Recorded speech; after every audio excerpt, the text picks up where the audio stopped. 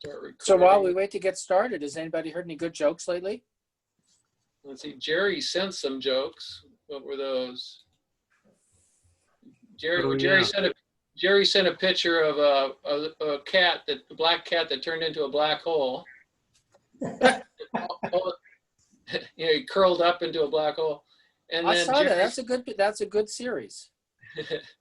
And then Jerry also sent the Halley comet. Halley looking for his comet, in the sense that Halley was looking for a can of that comet cleanser. No. That's pretty bad joke. Yeah. What did I do with that thing? I'll have to look that up. I always like to describe the Gary Larson comics, and one of my favorite is a guy in a tuxedo with tails, and he's running, and the tails are flying backwards, and in the background you see a skyline with smokestacks with smoke going up, and it says Harry Houdini escaping from New Jersey. I like it.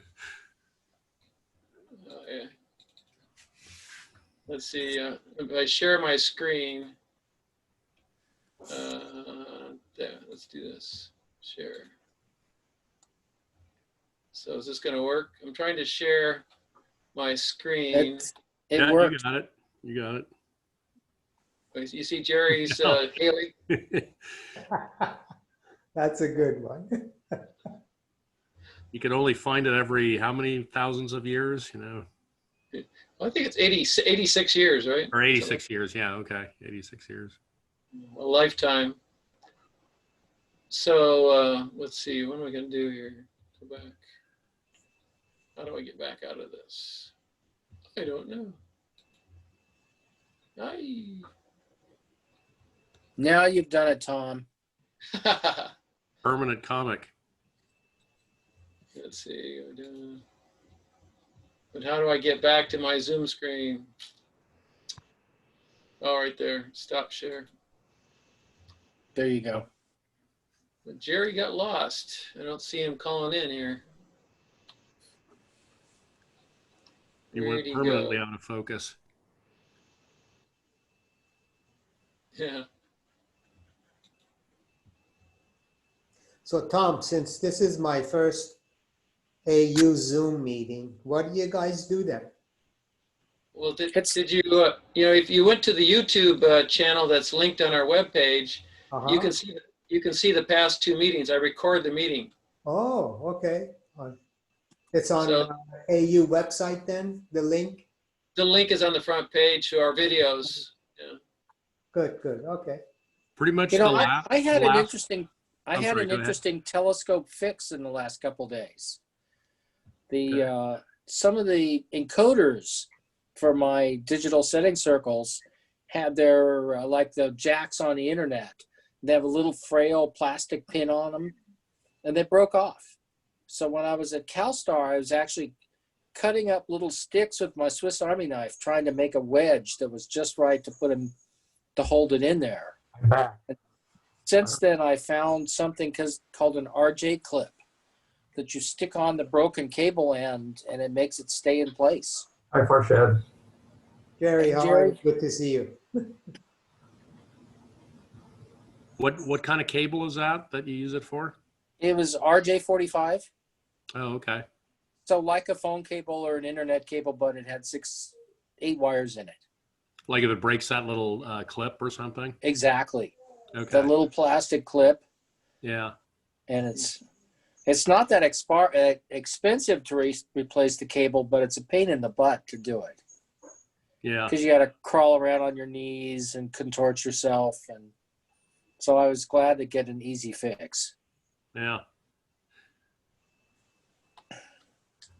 So just you made me think of the fits thing. So when I was using Auto Stacker or one of these other programs, you have the option of what output to use. And so I was doing something else and I switched it to fits.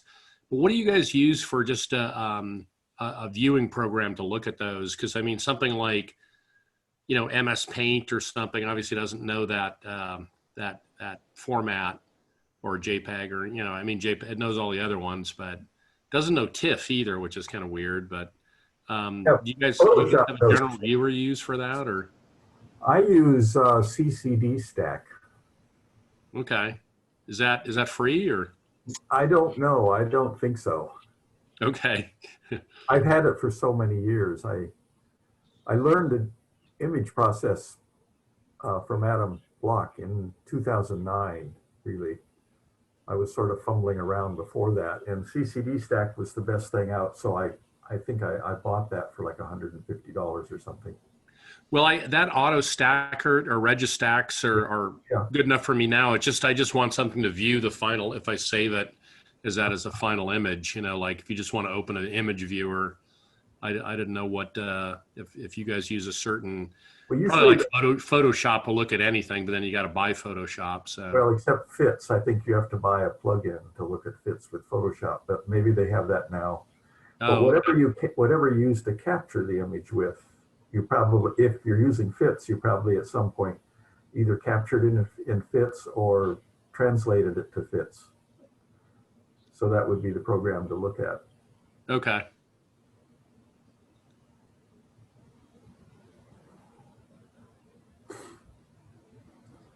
So you had said you bought a guide scope, and I tried to share a picture with my guide scope, but it went all crazy. Oh, So Tom, do I have permission to do the screen share again? Yeah, do I have to give you permission or can you just do it?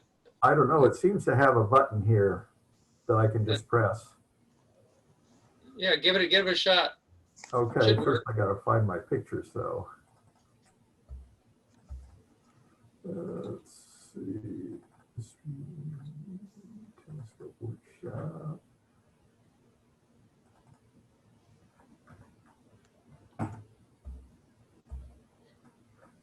Jerry, I think there was a Trump University poll that has the president leading in all 72 states. I saw that, yes.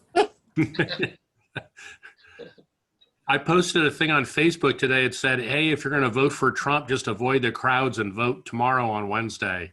Yeah. Good idea. Well, that's what the robocalls have been in Michigan, I guess. Yeah. Are you there? Yeah, that we can see. I can see it. Oh, I Nice can't scope, see it Jerry. because it's all black. Oh yeah. Hold on. Let's see. I've got someone by the name of Heather Morissette is going to enter the room. Okay. So welcome, Heather. Don't want to. Hello there. Hi.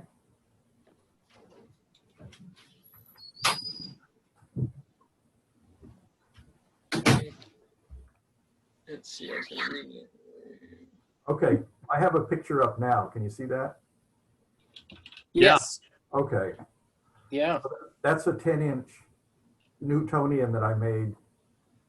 And this is what I use for a guide scope on that is an Orion 80 millimeter ED. And let's get the next picture. And this shows the guiding end of it.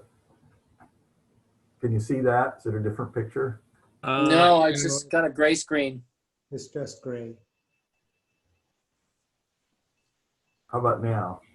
Nope. No. Nope. Okay. So So Heather, my screen sharing is paused. Maybe you have to close the first one and then share the second or something. Yeah, maybe. Not so too sure. Heather, have you been to the telescope workshop before? Oh, there it is. Now it's up. Yeah. Okay. Okay. We know you. That's right. You can see Guys, the picture now? you guys gave me our telescope. It's Right. it's back there in the Very corner of good. my room. Okay. Okay. So can you see this picture now? Yeah. Okay. Yeah. So this is the back end of the Orion guide scope. This is a laser finder that I have, or a red dot finder. This is what is that? It's a moonlight focuser, and there's a motor for that on the other side, so I can run it from my computer. This is an XY translator from Orion, And this is a flip mirror that I can look down here and frame things, see where they're, centered in it. And this is the guide head on it. It's a small camera with a small chip. I don't use that anymore. I use a bigger camera with a bigger chip. What's the focal length on the guide scope? This guide scope, I think, is about f7. So it's 80 millimeter f7. Okay. So, And Jerry, you had that scope at CalStar a couple of years ago, didn't you? yeah, I use this a lot. And it's the main thing. It's easy to carry around and stuff. But the XY translator, usually I get the thing framed in the camera on the main scope. And then you can play with these 3 knobs on the guide scope mounting and get the guide star center. But that's tricky because sometimes it lets go and the whole thing slides back. So that's why I put an XY translator in here. Oh, so yeah. move the thing, but still be real secure around it to center a guide star in it. And normally you don't need that at all. But I like to take pictures of galaxies which are away from the Milky Way.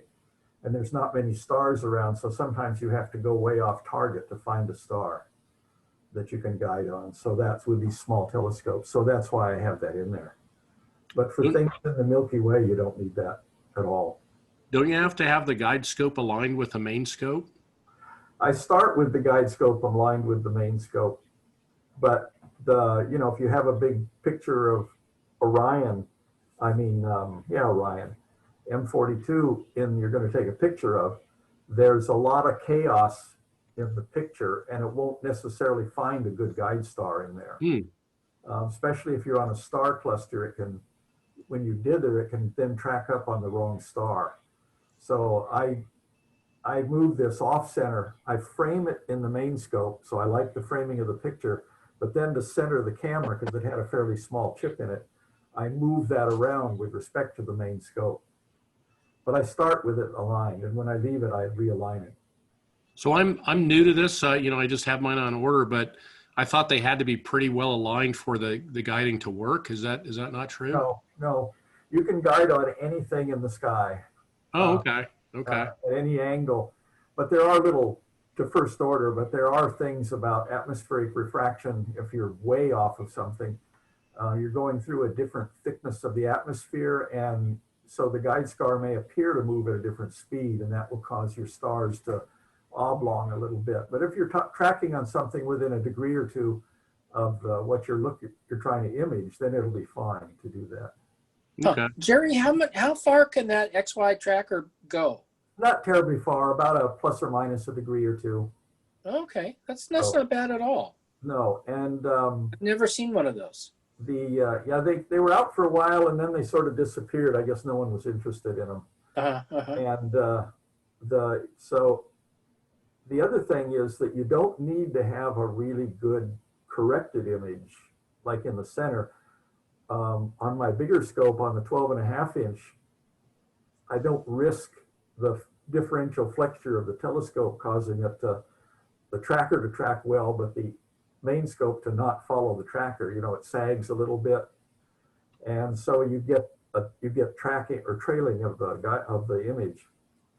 So what I do there is I have one of my cameras has a guide tracker, a second focal plane inside the camera with a pickoff. So you're guiding with the same camera that you're imaging with. And so there you get, because I have fast Newtonians, you get an image in the star tracker that sort of looks like a seagull off in the distance, and that's about the best shape you can get. But that doesn't really matter at all. The guide star doesn't have to be in focus or even a well-defined dot or circle. It'll pick a centroid to that bright object, and it'll track on that centroid. And so it's pretty versatile that way.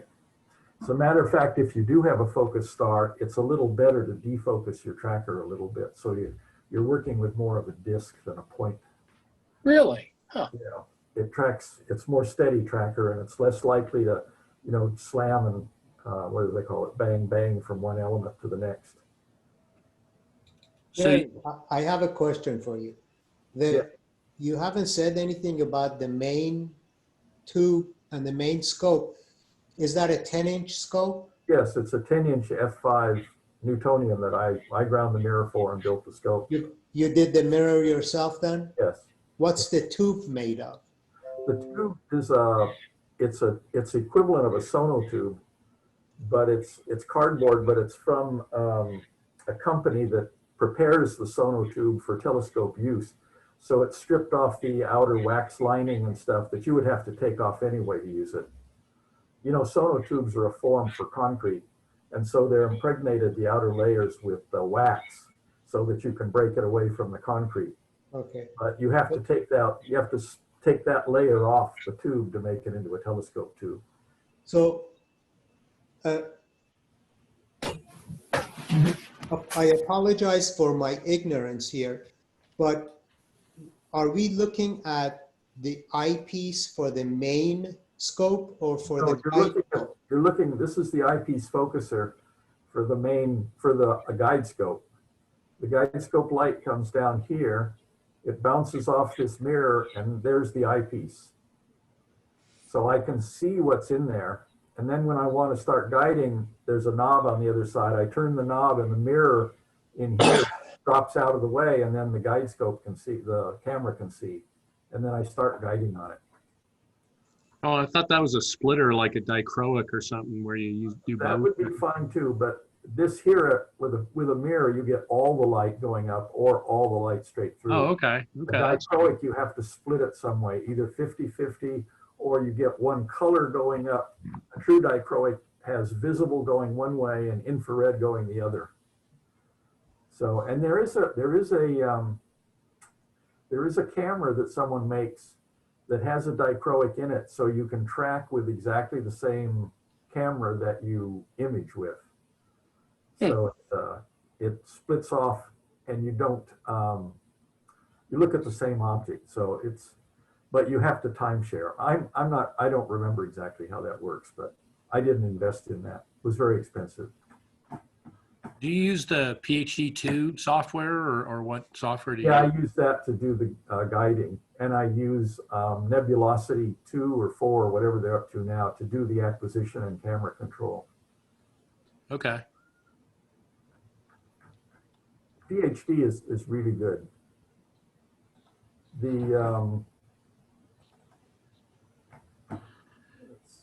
Yeah, I look into that.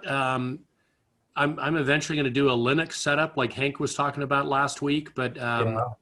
and he was saying, oh, K-stars, you use this other stuff because it's Linux based, but I found out you can actually download the code for PhD2, but you have to compile it, I guess, for Linux to get it to work if you're going Linux instead of Windows, so it's some extra work. So Stark, I forget what his first name is. I want to think Tony, but that's from the movies. But Stark Labs, which is his software company, he developed PhD and PhD2, and then he made PhD an open source program. He released all the source code for it. yeah, that's great. People have been modifying it because it was just a hobby for him, was making that software, and he has a real job as an engineer, and so it was taking too much time away from his engineering. So he just released it, which is very nice of him, very handy. Yeah, yeah. Let's see here.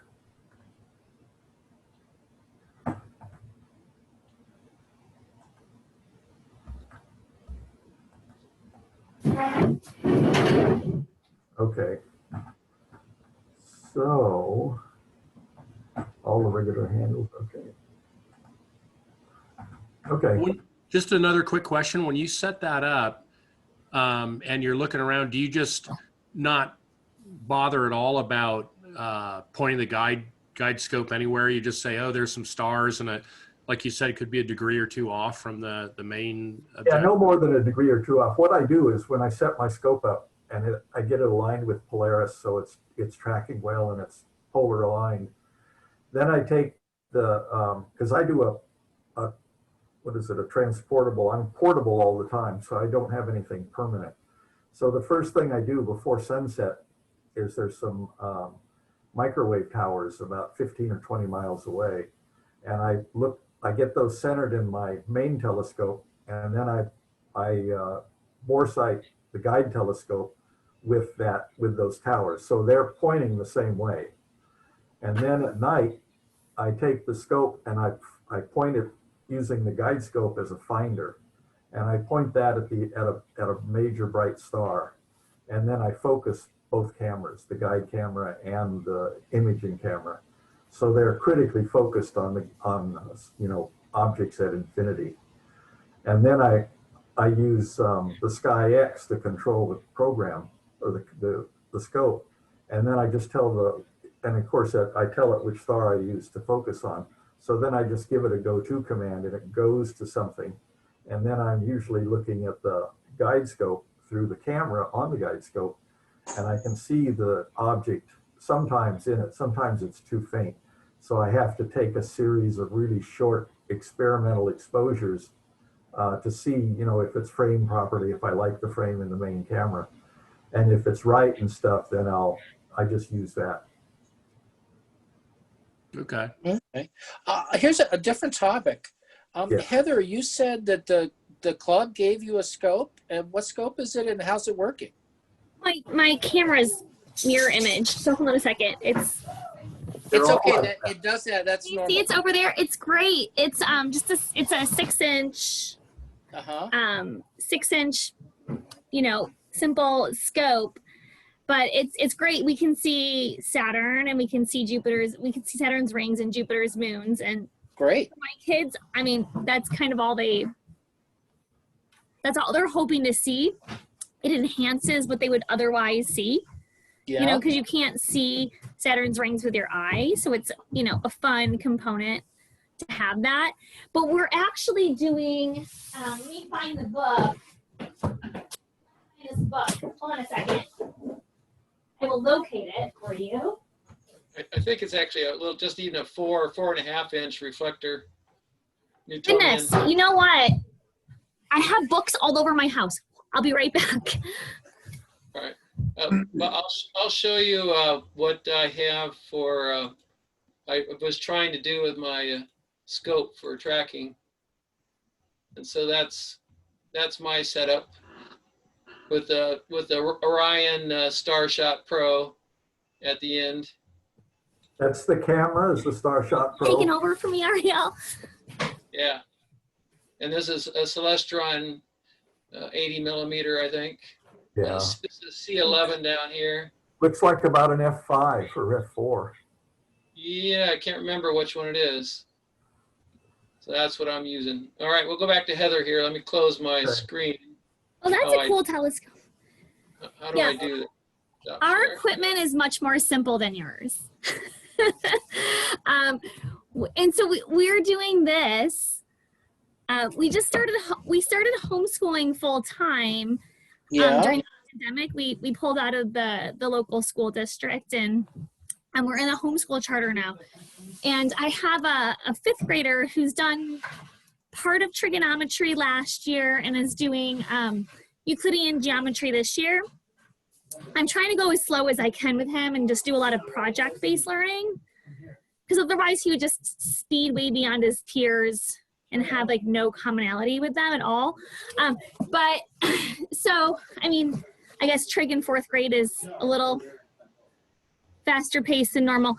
But I was combining geometry with some astronomy observations, and I was using this book and setting up.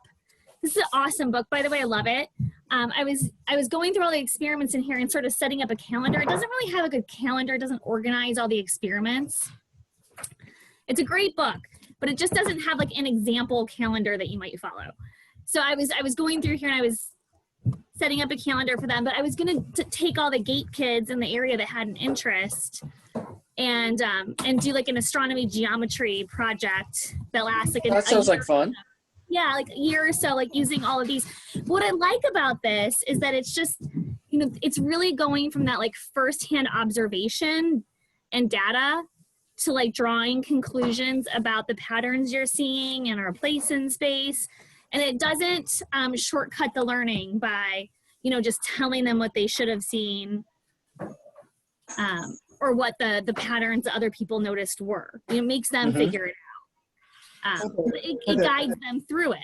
Does this book have hands-on projects that you can build and make, or is it mostly mathematical and observational stuff? So it is more observational, although we have built a theodolite. A theodolite, are you familiar with that?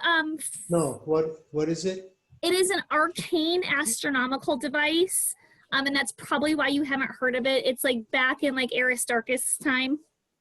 Right, it's like a primitive sextant, right? There you go. It's before the sextant. That's how old it is. And And so we're going like we're going back in time. Oh, sorry, Jerry. What were you saying? What is it called again? The theodolite. Theodolite. Theodolite. And so you know, like we're going back in time, and we're using like the tools that they had, and saying how did they figure this out, right? How Well, did they figure out a theodolite is the thing you see with a surveyor out in the countryside with his tripod. Right. And so like the old-fashioned kind is the kind you kind of make yourself. Let me show you a picture of it in here. Are you talking about an astrolabe? No. The astrolabe is similar, but this one you can use to take sun measurements too, because you can project the sun onto the screen. Okay. Oh, yeah. And so that's why, like, I think it's a little more useful than an astrolabe. Actually, I have it. It's not totally constructed. Yeah, who was it? The Norwegians or something navigated when it was cloudy by, I think, a sunstone or something. Yeah, like they that? did. It was So you've got your calcite crystal that they could look through, and it would show polarization of the sky. Yeah, You yeah. find where the sun was with that. got your angles, right? But then you have this that you measure an angle from too. So I have an angle thing that goes here, but then there's two holes that attach on both sides. And so if you're doing a star measurement, then you would measure it up at the star. So you have the equatorial angle that it's at, right? Yeah. But then you also have your angle Right this ascension. way that it's at. So you take your two angles. This But looks this is like a fun. great thing for kids. Oh, yeah. The gifted kids never get this. They never get this like astronomy experience unless they have, you know, someone to support it. That's great. But yeah, it takes them through like that, you know, Aristarchus and, you know, just like the progression of thought from actual observation, you know? So we're not modeling concepts that other people have already come up with. We're not doing that. We're actually like taking the data and the measurements and like having them construct their understanding from that.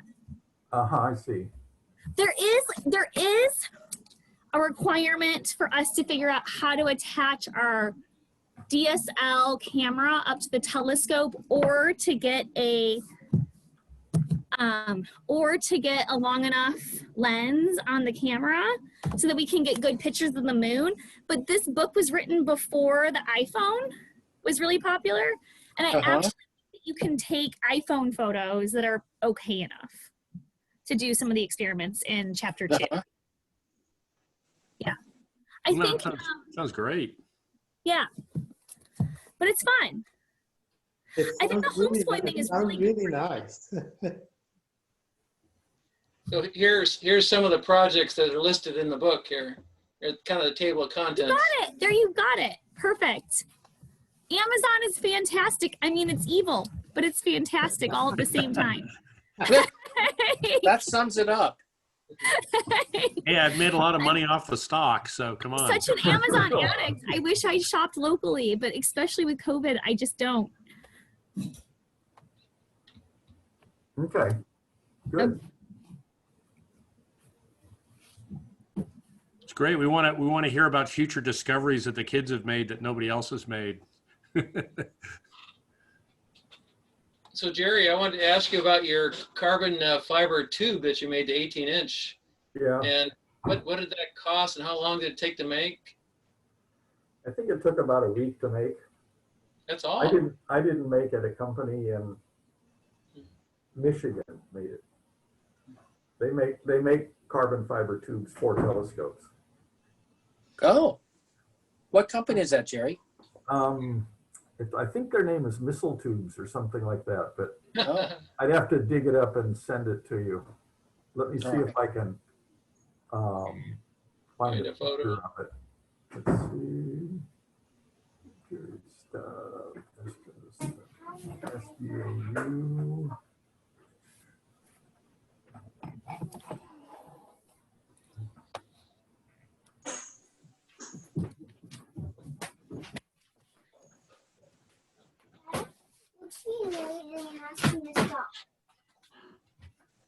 Hey, Ariel.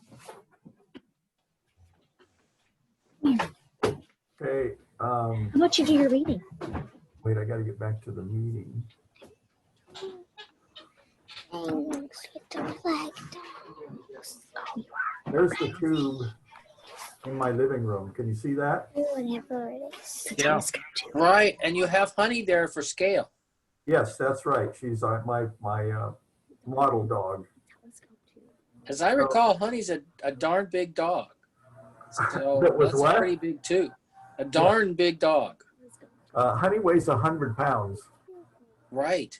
The tube weighs under 30 pounds, Yeah, but theirs is and it came in a crate that weighed 175 pounds. It weighs as much as your mama. So, That's as heavy. It weighs as heavy as me. so What's if the you look at diameter again? last- What's that? What's the diameter again? It's 22 inches outside, Wow. and it's 6 feet long, 72 inches long. And as soon as I get the last 3 parts machined, then I'll put it all together. So And Jerry, what did that cost? I $1,000. Had to be 1,000 at least. think it was 3,000. Oh, Ouch. Ouch. So, but So it's- Heather, who's your helper? That's Ariel. Hi, Oh. Ariel. She's my 3rd grader. hi, L'Oreal. Hi. And that's my 5th grader back there. I just Uh-huh. walked by. The camera shy one. Yeah. I lost my tooth today. We did. Oh.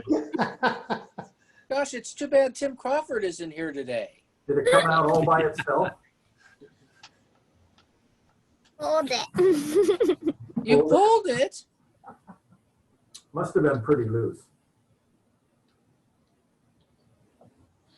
hopefully. Yeah.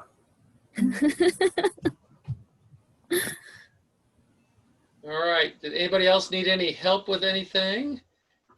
I have a show and tell item. I'll show you my my eyepiece holder, that these plastic bolts that you can get from Agena Astro in, I think they're a California company. They're kind of neat. They have a little styrofoam in the bottom, and you can just kind of squeeze them onto your eyepieces if you get the right size. You get many different sizes, and they seem to be pretty protective of an eyepiece. I kind of like these things. Kind of neat. And $3, $4 maybe for a big one, $2 maybe or less for a smaller one. Yeah, You know, I had one of those, and I always found it kind of slow to get the eyepiece in and out. Yeah, I think it's more for storage than for immediate use. I guess that's probably My right. eyepiece is in a box that you just reach in and pick it out. Yeah. Yeah, if you have a pre-made box with your eyepieces in it without any just the foam between the eyepieces. No, I just have a piece of press board with 1.25 holes drilled in it. I just put the eyepiece there. Yeah, that's what I have too. But you have to put a cap on both ends, right? No, the No. lid goes on the box and keeps all the dust out. Oh, okay. Interesting. It's in a box. Okay. Yeah. Very good.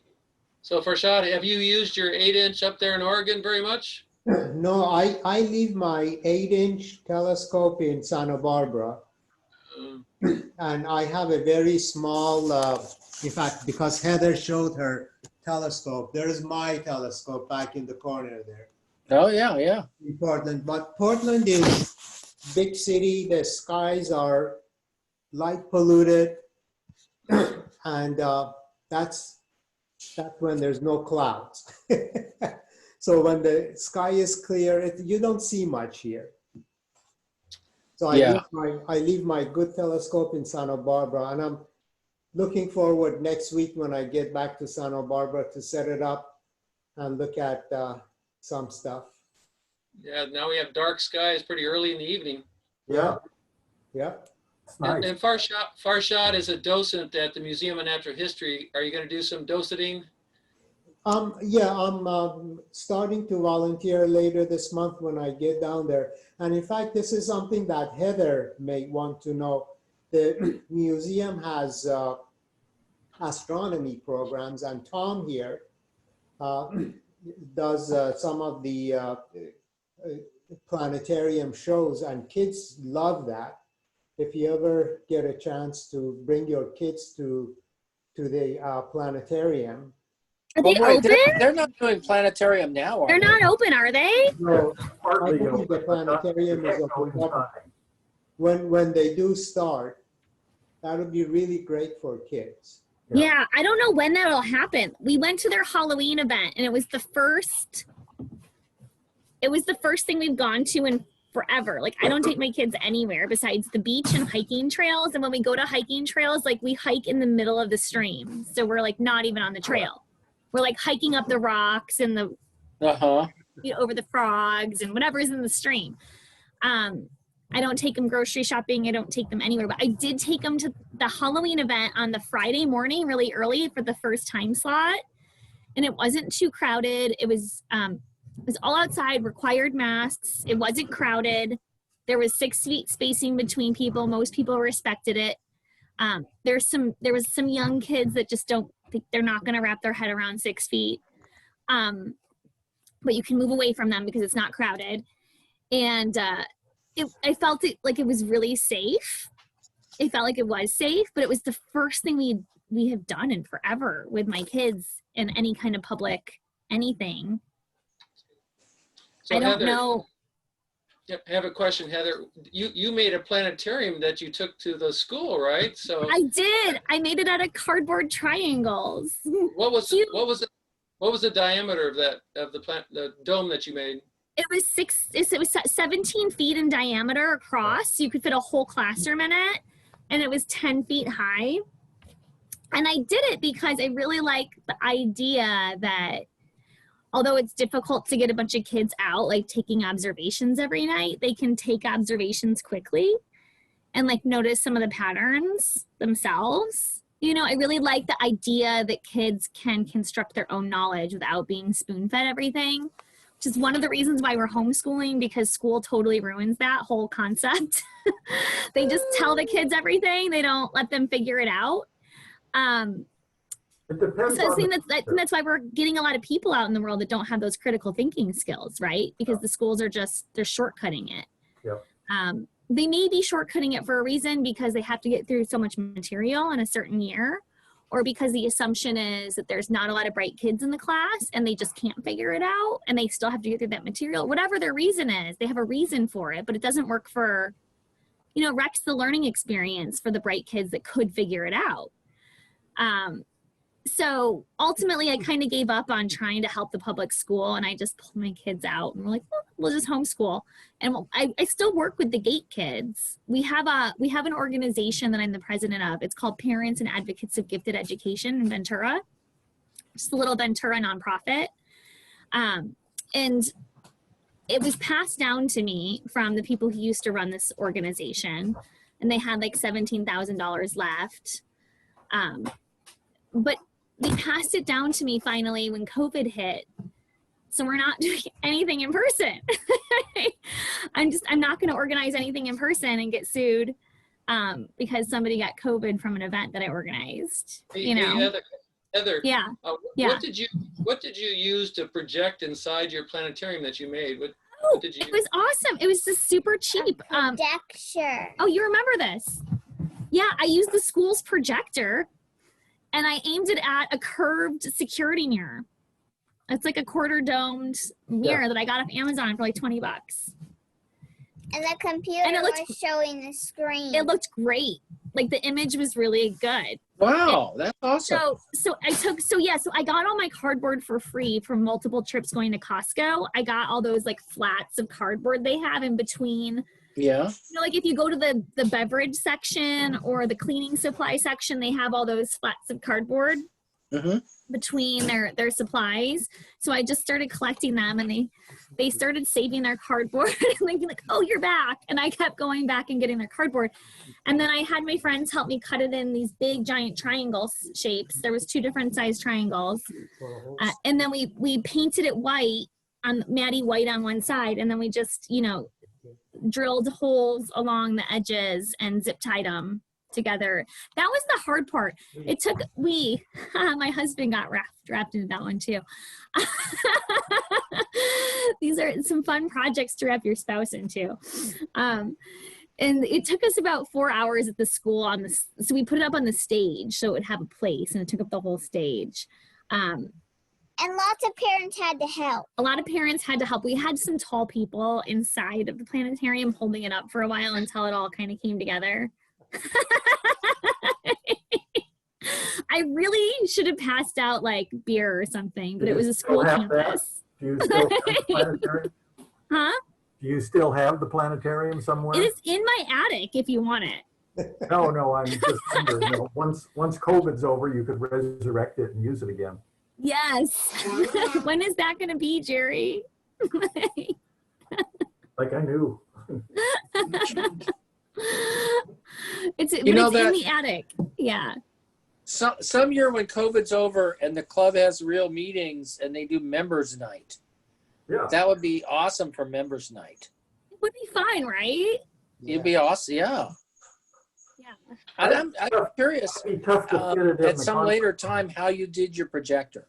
I didn't quite visualize that as you described it. So you just have like this curved mirror. So you put the curved mirror all the way on like the far edge of your planetarium wall. So when you talk about a curved mirror, are you just talking about a piece of Mylar, or what are you talking about? So you know like those security mirrors when you're at a store and there are those like curved domed mirrors so they can see more of the more okay. Like so convex. It's like a quarter of a sphere. So if you imagine like a whole sphere that's mirrored, you just chop it into a quarter. And it's, you know, it's about this size in relation to me in terms of its size. Intersections where cars cannot see, and they put in some intersections for cars to see. Okay. It's like a quarter of a sphere. And then it's mirrored on the one side. And then you aim your projector right at it. So and then it projects the image up onto the painted white surface domed. All right. So you run a planetarium program on your computer. On the computer. And you can use the free Stellarium program, and it has actually has a setting in there for curved mirror projection. You can like reverse the image. Oh, sweet. Sweet. Yeah. That's cool. Yeah. So that was fun. It was a lot of work. I really didn't realize how much recruitment of volunteer time I was asking for when I asked people to help me set it up. I'm like, sorry. So when you project that with a mirror, aren't all the star locations reversed? So yeah, you have to use the setting that reverses all the mirror image. Yeah, because otherwise you're right. Otherwise it was backwards at first, and I was like, oh no, I need to fix this, and I was able to fix it. Yeah. Sounds good. Yeah. That was fun though. That sounds great. So what projects are you working on now? Oh, me? Yeah. I'm just trying to like put this curriculum together for the kids. Oh, okay. So they can do this, because this is a lot of experiments in here for them. And I'm trying to plan it out, like dig through all of them. I'm trying to plan it out. Oh yeah, you want to tell them about the human sundial that we did? We did a human sundial. We did a human sundial, and it was like I stand it in a certain place, and we would start at a certain time, and then mark that time of what length my shadow was, and then another hour passed, and we would mark it again, and we would see which one was longer.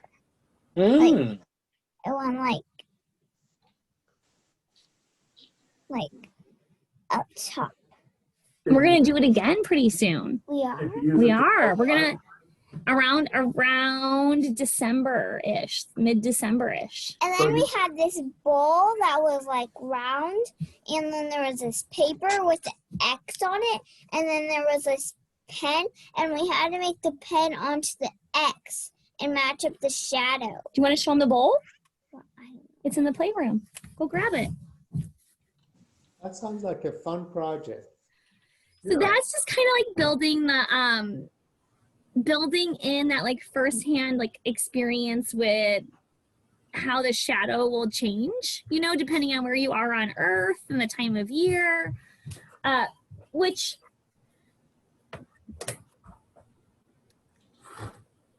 Oh yeah. so the bowl sits flat, Yeah. level. You gotta level it out. And then there's an X on the paper in the middle of the bowl, which you can't see very well with this camera. You can kind of see that there's a point in the middle, right? Yeah. And then what you do is like throughout the day, you figure out where on the bowl you need to put your marker so that the shadow from the marker hits the X. Mhm. And then as you do it, it tracks the location of the sun's path across the sphere, Oh, fun. right? And so it just helps them like visualize the sun's path on their view of the celestial sphere, right? And then we'll do it again on the winter solstice. This was really close to the fall I equinox. gotta go find some Kleenex. You know, this was at like close to the fall equinox, and we'll do it again on the winter solstice. That's awesome. But like That's all this wonderful. information is like the foundation for them later on being able to like reproduce the experiments where they figured out the radius of the Earth. You know, with a sundial in one location that casts no shadow, and then a sundial at another location that casts a shadow. And then using some basic like geometry concepts to figure out the actual radius of the Earth, right? And then once they know the radius of the Earth, then they can go ahead and figure out the radius of the moon. Using like how long it takes for the moon to go through the Earth's shadow. Right. So they can use like their actual observations and data if I time it out well, right? So if I have to time out all these observations they take. And so that's kind of like, that's what this book is not doing. It's not like kind of laying out a schedule for like efficiently taking all the observations you would need to do the experiments in there. So you have to kind of read through it all and figure out your schedule. But yeah, I think that'll be a really fun concept, especially for my kid who I really need to create more of a math science curriculum for.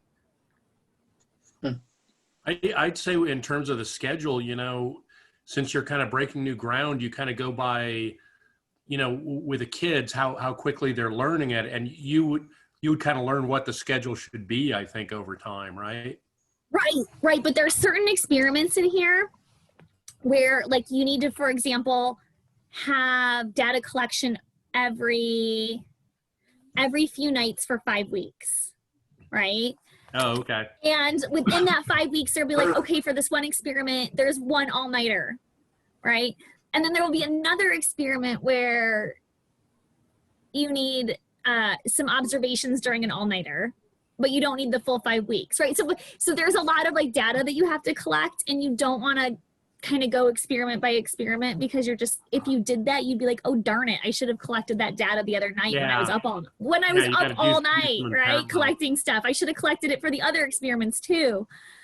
So and so there's a lot of things where you collect data for like the position of a reference star, and then the position of the moon, and then the next day the position of the sun, and then you have to be really careful obviously about how you measure the position of the sun, and that's why you have the theodolite, where you can just project the image of the sun without looking at it, right? So there's just kind of like figuring out that schedule, but it's gonna be fun. Good. Yeah, it's gonna be fun, and it's so much better for my kids than just like, on that. huh? Sounds like you might have trouble with the weather. I know, Jerry, that's what I was worried about. That's what? That's what I was worried about, the weather. So I could figure out this great schedule, and the weather could totally mess it up. So we live in Ventura, which is super foggy. We live a mile in from the coast, and we get this fog layer. You can see I have a hat on and a vest on, and I wear it almost all year because our house is freezing all year. Because we're in this coastal fog all the time, which is great. It's great. I'm glad that we're not like sweaty and hot in COVID times, you know? But you're right. We can't really take observations from where we live. So I'm hoping that like maybe if we go camping at Lake Casitas. Hey, you know, when Einstein was trying to prove general relativity with a solar eclipse, it was in 1914, and the weather didn't agree, you know, so they couldn't do the thing, and his calculations were wrong. So the next solar eclipse was 1919, and then he had corrected his math, and it all lined up and everything. They said maybe if it had been good weather in 1914, nobody would know who Einstein is. So, yeah, they would have decided he was wrong. That's a great story. It is. It's a good story. Well, camping at Casitas, Lake Casitas will definitely improve your odds. Yes, compared to where I live, right? And we have really bad light pollution where I live because we're right in like midtown, downtown, you know? So Heather, let me go back to your planetarium for a second. I'll show you a planetarium that used your idea in Dearborn, Michigan. So I'm going to share my screen and see if I can do this. And share. And here you can see that quarter sphere mirror. Yes, that's the setup. They're projecting. You can see the lines on the planetarium. So this is at least a 30-foot or more diameter planetarium, and it came out really nice. It was really nice. It comes out really well. Yeah. Yes. Wow. So that was the Ford Astronomical Club in Dearborn, Michigan. That's so cool. Okay, you guys, I went to college in Dearborn, Michigan. I went to University of Michigan in Dearborn. I grew up in Michigan. Oh yeah. And I grew up in Redford Township. And the Dearborn campus was really close to my house, so I went to the Dearborn one instead of the Ann Arbor one. And it was half the price of the Ann Arbor one, even though they're both U of M. Right. So, yeah, that's right where I went to college. Cool. Very cool. All right.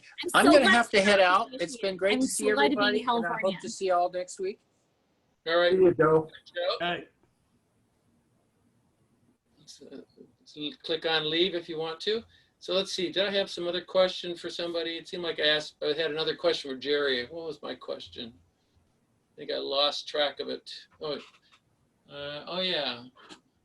I've got it in an email to remind me. Well, let me show you this.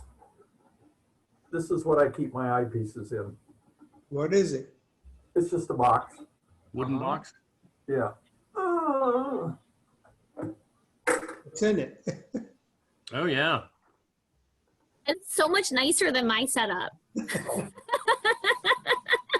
And I have it labeled with bright white labels that you can see on a red light at night. That's awesome. Were they eyepieces you were storing in there? What's that? Are you storing eyepieces in there? Yes, eyepieces, and then I also have, this came out of that box. It's a ×5 power mate from TeleView. They're better than Barlow lenses to multiply your scope, the power of the scope, because a Barlow lens will, it's a negative lens, and it increases the cone, it stretches out the cone, so it acts like a slower system, higher F number. But it changes the focal plane way back and adds distance to it. The power mate does not change where the focal plane was. Because you can have an eyepiece in your eyepiece holder in focus at a certain plane, and when you put the power mate in, it doesn't change that. You just put the eyepiece in, and it's at the same position in the eyepiece. Okay. So you're not adding a lot of things where you have to add extension tubes to follow the focal plane out. For mine, when I used my DSLR with a 9mm eyepiece, if I don't use a Barlow, it won't focus. So it wants to focus or wants to go inside the tube, and I can't do it. So I have to use the Barlow for. So in that case, the Barlow works in your favor. Yeah, For yeah, me and a lot of people, it doesn't work that way. It works against us. So, yeah, yeah. because I designed my scopes to be in focus with certain eyepieces, types, and focal planes or focal lengths. And so once I have that set up, then if I add anything in the focal plane, then it changes it to where it's not working anymore. Yeah. Yeah, I want to use a Barlow. Next time I use the Lent solar telescope, I want to use a Barlow so I can make the zoom in on the sun with my camera, my DSLR, and so it'll make the sun bigger in there. So I'm hoping that I have a cheap Barlow. I probably need to get a good quality one that fits 1.25 inches that my camera can slip into. Well, I'm gonna have to leave as well.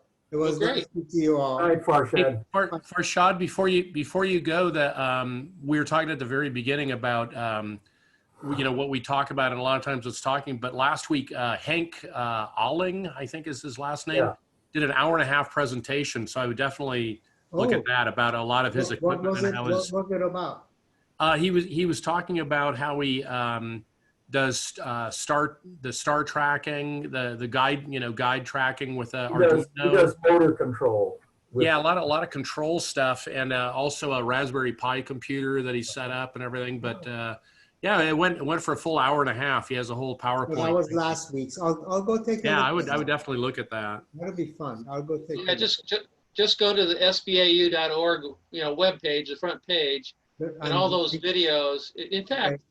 In fact, if you just click on the picture, which looks like our Zoom meeting that we had, you just click on that picture, and it'll take you right to where all the videos are. Good. Heather, you know that this is being recorded, right? Is that okay with you? Yeah. I didn't know. Yeah, Tom needs to make that announcement to everybody at the beginning. Okay. Millions of people are going to see this, just millions. Or 20. Actually, I think so far, I think there's been like 2 times that the video's been viewed in the last couple of weeks by anybody. Maybe 5 times somebody viewed it. I think Bruce looked at it, and so it's amazing. There's so many videos out there that a video like this, it just doesn't get seen by anybody. No, it wouldn't. Yeah. But it's great to review if you want to see what someone was talking about and review what they said. And in case you didn't catch it, it's really kind of nice to have it recorded. It's like really good notes for your meeting. Yeah. Anyway, Farshad, I just wanted to tell you about that. So, okay. Take care. Well, thanks for mentioning that. I'll go take a look. Okay. Good night. Anybody else have any show and tell stuff we should talk about? Just another note. So Hank was going to give my brother his old Dobsonian he hasn't used for 10 years. So my brother drove up from LA and got that from him, and then talked my brother into coming to my house, and we set up the telescope in the back, the 8-inch Celestron I have, and we're up till 1 in the morning actually, looking at stuff and everything. And then it's like, gotta go to bed. It's too late, but how late was it? How what? How late was it? What is too late? I want to calibrate this guy. Oh yeah, we were having a little bit of trouble with the moon finding enough stars, and stars that we knew using the phone app on the phone. We go, oh, okay, let's go to that one, and it wasn't in my Celestron list for when I was doing the star calibration. And as it kind of turned out, I didn't really need to do that, because all we weren't going to do any astrophotography. It was just looking at Jupiter, then Saturn, and then they have I'd never used the Sky Tour thing on the go-to for the Celestron. So my brother said, let's look at some clusters, and we kept going to clusters, but it was not good enough seeing that you could see anything. And so my brother goes, well, I think that's one, and so I just randomly moved it to just a group of stars. I go, is that one? He goes, yeah, I think so. And I go, I got you. No, it's not. But anyway, it was just kind of fun to play around with it, and we're just trying to, get some interest in it. And then he sent me, he had set up the Dobsonian down in Westwood, and he took some pictures with a cell phone through the eyepiece of the moon. He just did some moon shots. So he's kind of getting into it a little bit. So that's good. I should mention to Heather, if you're interested in moving up to an 8-inch telescope, we've got an older Celestron Deluxe, they call it C8 Deluxe. Here, I got it in my garage here, $400. Maybe we let it go for even less than that. And you have to understand right ascension and declination. It has a 9-volt battery and it tracks the stars, but you just have to read off of stellarium. You just see the right ascension and declination.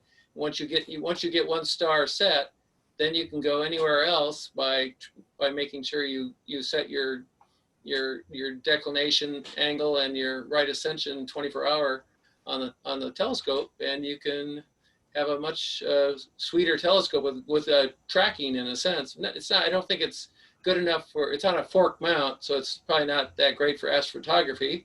Although it's hard to say nowadays. You can do a lot with that. So just in case you're interested, it's a cheap 8-inch telescope if you ever want to. If you're thinking about moving up. That might be cool. I have pictures.